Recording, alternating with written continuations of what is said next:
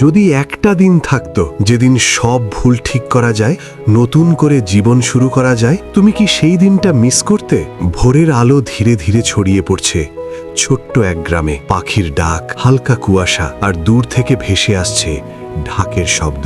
রাজু নামের এক ছোট ছেলে ঘুম থেকে উঠে জানালার বাইরে তাকালো। আজকের দিনটা অন্যরকম লাগছে। সে মাকে জিজ্ঞেস করলো, মা, আজ এত আনন্দ কেন? মা হেসে বললেন, আজ পয়লা বৈশাখ বাবু, আমাদের নতুন বছর শুরু। রাজু অবাক হয়ে বলল, নতুন বছর মানে? মা তার মাথায় হাত বুলিয়ে বললেন, মানে আজ থেকে আমরা নতুন করে শুরু করব, সব দুঃখ ভুলে নতুন স্বপ্ন নিয়ে। রাজু তার বাবার সাথে বাজারে গেল। চারপাশে লাল সাদা পোশাকে মানুষ, দোকানে শুভ নববর্ষ লেখা ব্যানার, মিষ্টির গন্ধে ভরে আছে বাতাস। এক দোকানদার হাসি মুখে বলল, নতুন বছরের শুভেচ্ছা। রাজু প্রথমবার বুঝতে পারল এই দিনটা শুধু একটা দিন না, এটা একটা অনুভূতি। বাড়িতে ফিরে দেখে মা পান্তা ভাত, ইলিশ মাছ আর মিষ্টি সাজিয়ে রেখেছেন। সবাই একসাথে বসে খাচ্ছে, হাসছে। রাজু মনে মনে ভাবল, এটাই কি নতুন শুরু?